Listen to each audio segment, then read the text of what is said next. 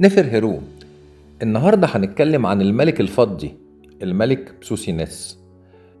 الناس فاكرة إن مقبرة توت عنخ آمون هي المقبرة الملكية الوحيدة اللي لقيناها بكامل محتوياتها، لكن ده مش حقيقي، لأن العالم الفرنسي بيير مونتي اكتشف مجموعة مقابر ملكية، أهمها مقبرة الملك بسوسيناس الأول من الأسرة ال21.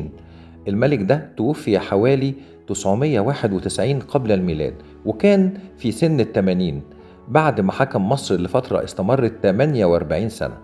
لما فحصنا المومياء بتاعته تبين إنه كان طوله 166 سنتي، وكان فقد عدد من أسنانه. طبعا هو في الثمانينات يعني، فبعض الأسنان وقعت، لكن المقبرة كانت بكامل محتوياتها ولم تتعرض للسرقة. هي بس لم تحظى بنفس شهرة الملك توت عنخ آمون. ليه؟ لأن اكتشافها كان في وقت الحرب العالمية الثانية، فما خدتش حقها من الدعاية، وده بيعتبر تاني أكبر كشف أثري في العالم في القرن العشرين بعد اكتشاف مقبرة الملك توت. نرجع تاني للملك بسوسيناس. هو ثالث ملوك الأسرة ال21، هو ابن الملك سيمندس والملكة تانوت آمون. وعلى فكرة تانوت آمون دي حفيدة الرعامسة.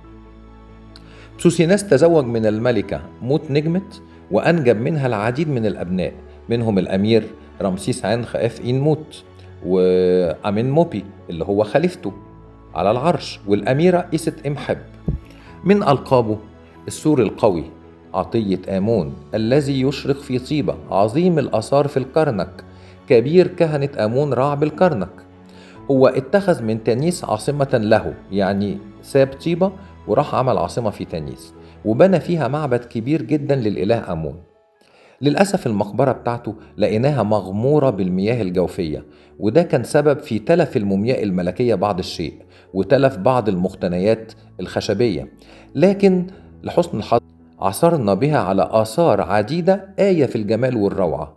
والمدهش إن تابوت الملك اللي لقيناه، وهو تابوت رائع، هو التابوت الوحيد المصنوع من الفضة الخالصة، بالإضافة لمقتنيات فضية أخرى.